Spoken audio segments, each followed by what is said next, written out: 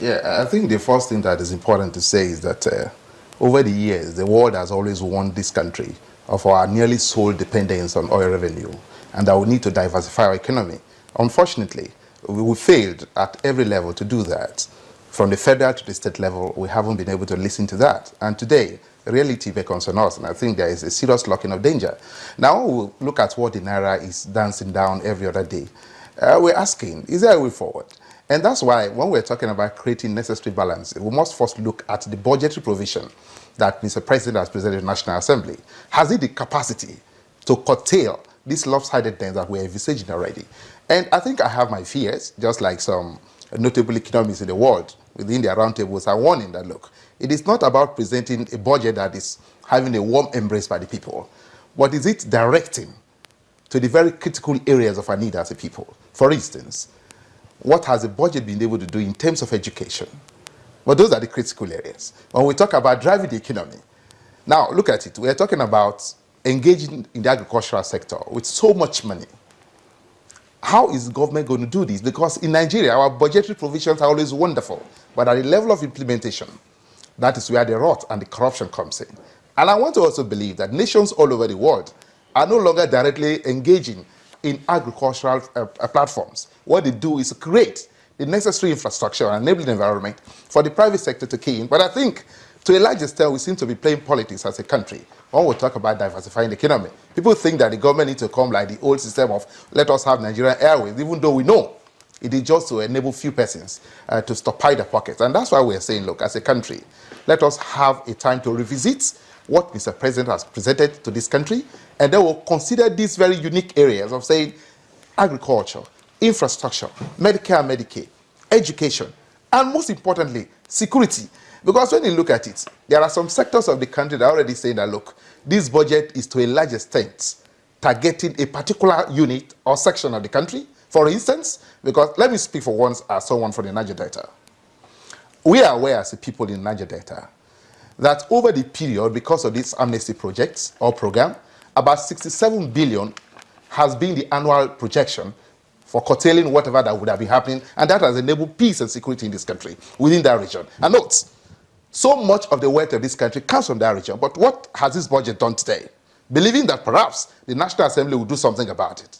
It has been slashed down to about 20 billion. Do we imagine what that could do in the near future? Because that sum of money is what is driving the process of peace and security within the other side of the country. Now the question is it because as a country we intend to say, because we're diversifying, let so much of the money be given to agriculture and then we ignore the oil sector? What if the oil sector picks up one day? And again, what chunk of money is provided for the resettlement and the management of the Boko Haram displaced persons in the northeastern part of the country? I tell you, if the records are right, over 40 billion. Now note, you have removed 40-something billion from the Niger Delta people, and you're giving that to the northeastern part of the country. What level of budgetary enablement are you creating? And so for me, we're trying to tread on these paths with extreme caution. But I think the opportunity is there for Nigerians to sit down, especially members of the National Assembly, for them to carefully and extraneously look at every issue as provided, in as much as don't play politics with it. Okay. Well, When you were talking, we all looked at the entire 2016 generally, even though he has brought it down to Niger Delta. But let's go back to specifics. When you were talking, you talked about the fight against corruption and the fact that the judiciary is seemingly being ignored, so to speak. But let's look at that in 2016, with the EFCC and the ICPC appearing to be more energized. What do you think will be happening in the fight against corruption? yes, for the first time, I want to commend the EFCC. They have been courageous. I've always criticized them that they should always investigate before arrest. You know, if you arrest and put somebody in prison, you are creating room for unwholesome compromise. So what you do, find out if the person needs to be, if you need to arrest the person or not. Having said that, I'm sorry, before I go into the issue you raised, I just want to take something on the issues raised by my friend. You see, the problem we have in this country are so much that if we want to critically analyze everything, every step that is being taken we might end up not moving forward. Funds will be saved from the actions that have been taken so far by this administration. Concentration for the first time are geared towards non-oil sectors. And you see, it is a global trend. The oil thing is not affecting only Nigeria. It's affecting the whole world. You expect every government to be prudent, and that is what the administration is doing. I'm not taking side with the administration. So I think what the government should do more is to exploit community method of administrating Nigeria. For instance, consult. Consult with people that feels that, oh, you are supposed to have done this, you shouldn't have done this. Make it wide. If you are a senator, consult your constituency. If you are a governor, consult with community, what Ambode is currently doing. You will get ideas on how to run this country. Let me say something. Once we improve power, we remove subsidy, what we will save in this country will be trillions. And that goes to individual hands. Because you don't need to buy fuel in your generator, you don't need to change your generator, that money comes to you. More employment will be created. And that is money in the hands of individuals. That's why I say that 2016 is going to be better than 2015, because corruption is being addressed boldly for the first time. And it will definitely impact on the economy. There are a lot who would argue that. I mean, he's already shaking his head. No. See, no matter how we want to take it, this is the first time,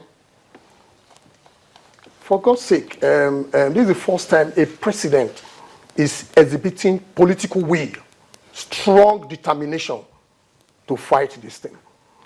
Like I said, there is still room for observation of certain wrong things. And I've just mentioned one, the tendency to undermine the judiciary. The tendency, we are beginning to witness impunity. DSS, we arrest somebody that has been granted bail. The person has perfected bail. If you have anything against the person, present it in court. If you feel the person should not be granted bail, argue it in court. Don't disrespect the order of the court. It will create room for anarchy. People will start using self-help. I read in the papers that the ex-director of DSS was in court over the attempt to eject him from his former quarters. Wrong or right, the DSS went to forcefully eject him. There is court there. We should stop this. It's wrong. And with respect to the president, it was wrong of him to have tactically condoned that conduct by saying, oh, these people, they may escape. For God's sake, if you feel they will escape, that's why you have Attorney General. Let him go to court and argue that this person will escape. Let the court give an order. Don't deliberately disobey court order, because that is the last resort for every person, you know. So that is my criticism of the government. But generally, funds will be saved and money will be in the hands of Nigeria. And that is it is on the basis of that I said 2016 will be better, no matter how we look at it. Okay, now let's look at the issue of insecurity. Whether we like it or not, it's a huge issue for us to address in Nigeria. And the president had given the military December deadline. And of course, the Minister of Information has said largely this has been, achieved. Do you agree with that? And what more do you think can be done this year? I want to agree with the Minister of Information to the extent that none of our territory is currently under Boko Haram. Yeah, we've achieved that. But we've not won the war. That is what, I mean, that is clear now, that the challenges are still there in terms of maintaining security, because security really is not even the absence of war. It's about people having peace of mind. If we take it to that extent, we will say there are still many more rivers to cross, because you look at it that people, they still bomb, They have been bombing before Boko Haram. There have been bomb explosions in Nigeria before Boko Haram. So it might not be something that will disappear totally. I think from the era of Delegiwa till today, decades has passed. So bombing had been in Nigeria, not at this volume. Now when we are looking at the issue of security, but we must thank God for what happened in 2015, really. The first thing that happened was the fact that the transition, peaceful transition, in fact, that would have been worse than Boko Haram. So God helped Nigeria, staved us away from full-scale war that could have happened. Assuming Jonathan refuses to concede defeat, there could have been serious crisis. So Any day you give that to the former president. And that is what is giving us a platform to be looking at having peaceful 2016 now.